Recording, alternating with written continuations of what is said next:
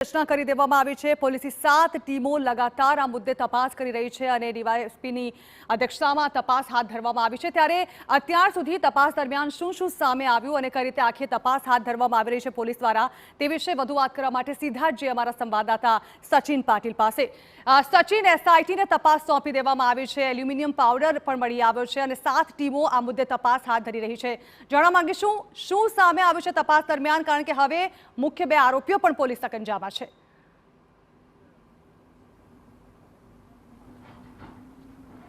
મુખ્ય 2 આરોપીઓ તો પોલીસ સકંજામાં છે, ઝરણા પણ બીજા 3 જેટલા લોકો છે એમને પણ રાઉન્ડ અપ કરવામાં આવ્યા છે અને મારી બરાબર પાછળ અત્યારે તમે જોશો કે એફએસએલની ટીમ છે અને એસઆઈટીના જે અધિકારીઓ છે એ સ્થળ ઉપર આવ્યા છે અને સ્થળ ઉપર આવીને એમણે જે પણ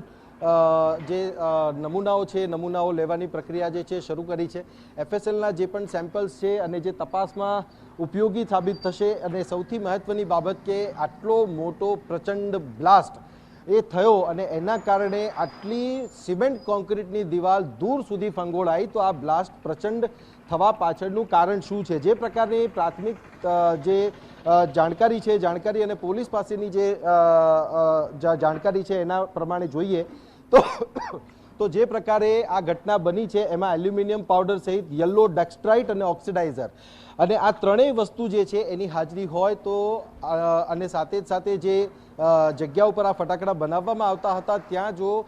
વેન્ટિલેશન પૂરતી માત્રામાં ન હોય તો એના કારણે જે છે એ આ બ્લાસ્ટ આટલો તીવ્ર હોઈ શકે છે એવી એક પ્રાથમિક જે બાબત છે બાબત સામે આવી રહી છે। પરંતુ સ્વાભાવિક રીતે ખરેખર આની પાછળનું કારણ શું છે અને એના માટેની જે ફોરેન્સિક તપાસ છે, ફોરેન્સિક તપાસ માટે ગાંધીનગર આખી એક્સપર્ટ્સની ટીમ આવી છે। જે પ્રકારે ઘટના બની છે ત્યારે એની જે ઇન્વેસ્ટિગેશનને ભાગરૂપે જે એસઆઈટીની રચના કરવામાં આવી છે એમાં ડીવાયએસપી સીએલ સોલંકી છે એમને પણ અહીંયા આવીને તપાસ કરી છે અને જે નમૂના એમને લીધા છે। સાથે જે પ્રકારે એલ્યુમિનિયમ પાવડર છે કે પછી યલો ડેક્સ્ટ્રાઇટ છે એનો જે અહીંયા જથ્થો મળી આવ્યો છે ત્યારે આ જથ્થો અહીંયા રાખી શકાય નહીં। એ સિવાય જે ફટાકડા અહીંયા બનાવવામાં આવતા હતા, બોમ્બ, સૂતળી બોમ્બ છે એની માત્રા અહીંયા છે, સાથે બીજા જે ફટાકડા છે એની પણ માત્રા અહીંયા છે। એટલે એક માહિતી એ પણ અત્યારે સામે આવી રહી છે કે આ જે એક્સપ્લોઝિવ મટીરિયલ છે તો એને અહીંયા રાખી શકાય નહીં, જેના માટે વડોદરાની જે એક્સપ્લોઝિવ વિભાગની જે ટીમ છે એમને બોલાવીને આ જે સમગ્ર જથ્થો છે જથ્થો પહેલાં અહીંયાથી હટાવીને બીજી જગ્યાએ સુરક્ષિત સ્થળે મૂકવામાં આવશે કે આ જે ઘટના બની છે ફરીથી અહીંયા ન બને, તો એ બાબતની એક તકેદારીના ભાગરૂપે સાથે જે નમૂના છે નમૂના અહીંયાથી લેવાની પ્રક્રિયા હાથ ધરવામાં આવી રહી છે। મહત્વની બાબત અહીંયા એ પણ સામે આવી રહી છે કે જે લોકો અહીંયા કામ કરી રહ્યા હતા એમાંથી એક રાજેશ નાયક નામનો જે યુવક છે જેની સાથે એક બાળકી હતી જે પાણી પીવા માટે બહાર નીકળ્યો હતો, એ બાળકી પણ ત્યાં જ હતી અને એ સમયે જે પાછળનો ભાગ છે ત્યાં બ્લાસ્ટ થયો અને એનાથી એ લોકો દિવાલ જેમ ફંગોળાઈ છે એની સાથે બાળકી અને વ્યક્તિ પણ ખૂબ દૂર સુધી ફંગોળાયા છે। ત્યારે એને પાસેથી જાણકારી મળી રહી છે કે એ લોકો હોળી પહેલા પણ અહીંયા જ કામ કરતા હતા, એના પહેલા મધ્યપ્રદેશમાં પણ તેઓ ફટાકડા બનાવવાની ફેક્ટરીમાં જ કામ કરતા હતા અને ત્યારબાદ જ્યારે તેઓ હોળી પછી પરત અહીંયા આવ્યા ત્યારે પહેલા જે 450 રૂપિયા એમને 1000 સૂતળી બોમ્બ બનાવવાના મળતા હતા એની જગ્યાએ 500 રૂપિયા માફ કરજો 500 રૂપિયા આપવા માટે ની તૈયારી અહીંયાથી બતાવીને 500 રૂપિયા એમને આપવામાં આવી રહ્યા હતા।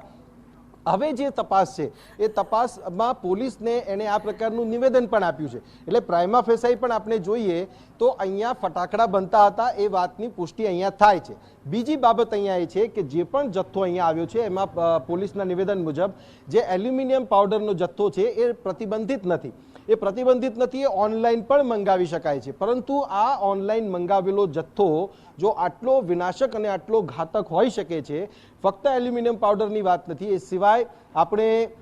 જે યલો ડેક્સ્ટ્રાઇટ છે સાથે ઓક્સિડાઇઝર છે તો એની પણ માત્રા અહીંયા જે છે કયા પ્રકારની હતી કે પછી બ્લાસ્ટ થયો ત્યારે કયા પ્રકારની ચૂક એવી થઈ ગઈ હતી કે પછી આનું કારણ કંઈ બીજું જ છે। તો આ બધી જ બાબતો જે છે એ બાબતો ઉપરથી પડદો ઉચકાવવો જરૂરી છે। ફક્ત ને ફક્ત ઘટના બન્યા પછી તપાસનો દોર ચલાવીને કે પછી તપાસનું આશ્વાસન આપીને કે મોટી વાતો કરીને સરકાર અને સિસ્ટમ પોતાની જવાબદારીથી છૂટી નહીં શકે। આખી જે ઘટના છે ઘટનામાં કોઈની તો જવાબદારી ફિક્સ થવી જોઈએ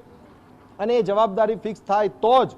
વારંવાર થતી આ જે ઘટનાઓ છે એના ઉપર અંકુશ લગાવી શકાય છે. પછી એ ફાયર ડિપાર્ટમેન્ટ હોય, પોલીસ ડિપાર્ટમેન્ટ હોય, એક્સપ્લોઝિવ ડિપાર્ટમેન્ટ હોય, જીપીસીબી હોય, ફેક્ટરી ઇન્સ્પેક્ટર હોય,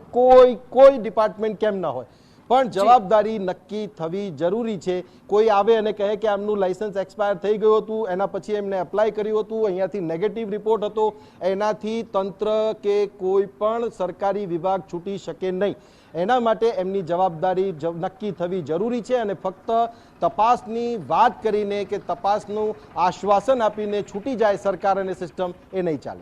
બિલકુલ સચિન, આભાર. તો ચોક્કસથી આ ઘટના ઉપર તો કહી શકાય કે હંમેશા આગ લાગ્યા બાદ જ કૂવો ખોદવાનો પ્રયાસ કરવામાં આવે છે અને તેનું કોઈ જ સોલ્યુશન નથી આવતું, જેને કારણે હેરાન થવાનો વારો આવે છે આમ જનતાનો.